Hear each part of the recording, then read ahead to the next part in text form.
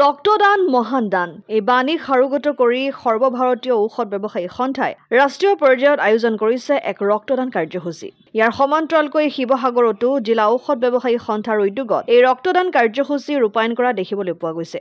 All India organisation of chemist and ড্ৰাগিষ্টৰ 50 বছৰ পূৰ্তি উপলক্ষে ৭৫,০০০ ইউনিট ৰক্তদানৰ লক্ষ্যৰে এক বিশ্ব ৰেকৰ্ডৰ পৰিকল্পনা কৰা হৈছে। ইয়াৰ অংশ স্বৰূপে ৰাজ্যখনৰ লগতে শিৱসাগৰৰ জয়দয়াল খেমকা মাতৃসেৱা সদনতো চলি আছে ৰক্তদান শিবিৰ। এই শিবিৰত ঔষধ ব্যৱসায়ীসকলৰ লগতে যথেষ্ট সংখ্যক ব্যক্তিয়ে ৰক্তদান কৰি এই অভিযানৰ অংশীদাৰ হোৱা দেখা যায়। শিৱসাগৰ ঔষধ ব্যৱসায়ী সন্থাই সৰ্বভাৰতীয় আমাৰ all India organisation of chemist and ড্ৰাগিষ্টৰ সহযোগত শিৱসাগৰতো আমি এই পদক্ষেপ ব্লাড ডোনেশ্যন কেম্প আৰম্ভ কৰিছোঁ।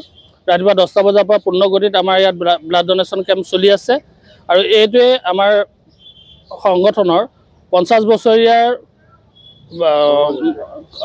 স্বৰ্ণ জয়ন্তী উপলক্ষে আৰু লগতে আমাৰ জে এছ সিন্ধিৰ অল ইণ্ডিয়া প্ৰেচিডেণ্টৰ আজি 75 বছৰীয়া জন্মদিন উপলক্ষে Guinness book of world record কৰিবলৈ আগবাঢ়ি গৈ আছে।